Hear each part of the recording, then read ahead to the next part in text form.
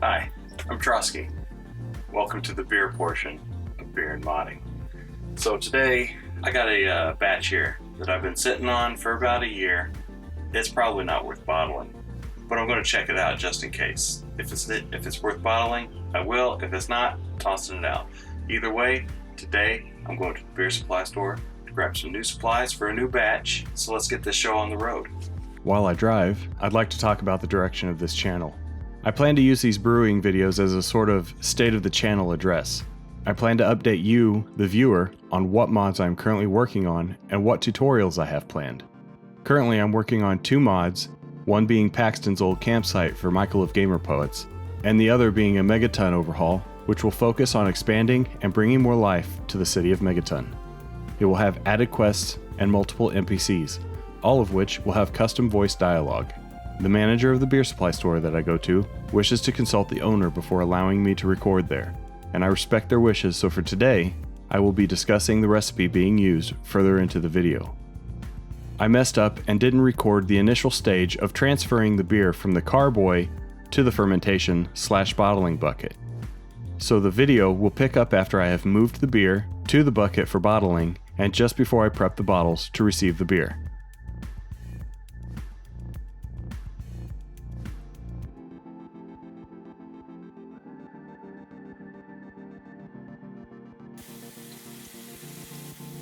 So this is what was produced by the last batch. It's pretty good and I'm surprised about that. I was worried it wouldn't be worth bottling.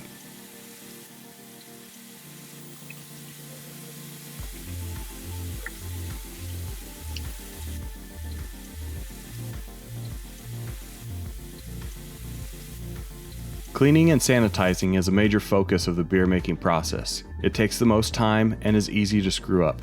I generally use a 2-stage process for sanitizing bottles and beer making peripherals.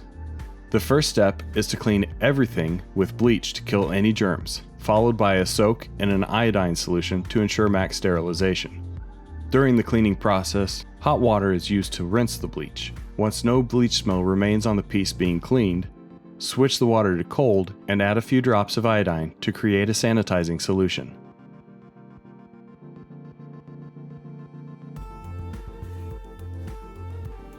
Once all the bottles and all the bottling tools are sanitized, it is now time to fill the bottles with beer. A bottling wand is used to fill the bottles. The wand has a valve in its tip which allows beer to flow into the bottle when depressed. Once the beer has filled almost to the top of the bottle, remove the wand. The area that the wand occupies inside the bottle provides just the right amount of space to keep the pressure created by the process of the yeast breaking down the bottling sugar from breaking it. At the beginning of the brewing process, prep your pot. Install the drain and filter tube. Ensure that you close the drain so water doesn't spill out while filling the pot. Turn your burner on high and add your water. Personally, I use distilled water. This ensures that I have as few contaminants in my beer as possible that can affect the beer's flavor. Prepare your grains for steeping by loading them into the grain sock. This is my first time using pellet hops, and I will be using envelopes to portion out the proper amounts of hops to be added at predetermined time intervals. I will be using US Hallertau hops and Fuggle hops to achieve the flavors and aromas I desire. Once the hops have been loaded into the envelopes, use an iron or some similar device to heat the open side of the hops envelope. This will activate the glue which will seal the envelope closed.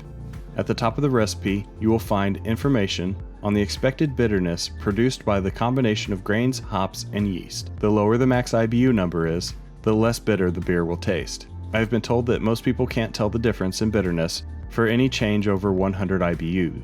In the pre-boil amount section, you will find what volume of liquid is expected to be lost during the brewing process. You will also find the estimated pre-boiled specific gravity. Specific gravity readings should be taken at all stages of the brewing process. This not only gives you an idea of how close you are to the recipe's anticipated numbers, but will also allow you to calculate the amount of alcohol when compared to late-stage specific gravity measurements. As you can see, I have changed the grains and malt extract. This will adjust the color and flavor to be slightly darker and more bready. The hops have been changed as well to produce a less citrusy flavor in the bitterness. The time intervals at which the hops will be added have also been adjusted to further reduce the bitterness. I will be using White Labs Dusseldorf Alt Yeast as the recipe calls for. The timeline for adding hops is as follows. After 20 minutes have passed, I will add the first bag, which contains 3/4 of an ounce of U.S. Hallertau hops and 1/4 of an ounce of U.S. Fuggle hops. The second bag contains 1/2 an ounce of U.S. Fuggle and will be added after 50 minutes have elapsed in the boil. And finally, the last bag, which contains 1/4 ounce of U.S. Hallertau hops, will be added when there are 5 minutes remaining in our 60-minute boil. Bring the water to 160 degrees Fahrenheit, or 71 degrees Celsius, and steep the grains for 30 minutes.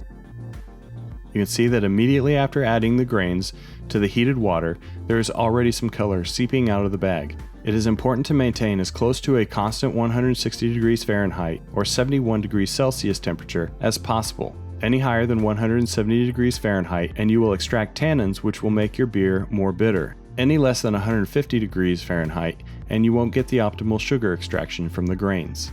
It's always best to enjoy a beer while making beer. The aromas that permeate the room while brewing beer help bring out specific flavors in the beer you are drinking, especially if the beer you are drinking is similar to the batch you are making. After the 30 minutes have passed, you can see the color has become significantly darker and it is now time to wash the grains and add the dry malt extract. Get a container to scoop liquid out of the pot and pour it over the grain bag. This grain wash helps pull out the extra sugars that are trapped in the center of the grains. Once the grains have been washed, hang them above the wort while you add the dry malt extract in order to give them as much time as possible to drain. After adding the dry malt extract, bring the wort up to a boil. Make sure that you pay attention and watch for a boil over. On an electric stove, there isn't much danger, but if you are working over an open flame, the sugar can potentially become a fire hazard. Once your wort has started boiling, set some timers to ensure that you are adding your hops at the predetermined time. Be careful if using pellets and a glue-sealed bag. If you stir too vigorously, you can burst the bag, which makes draining the wort a major headache.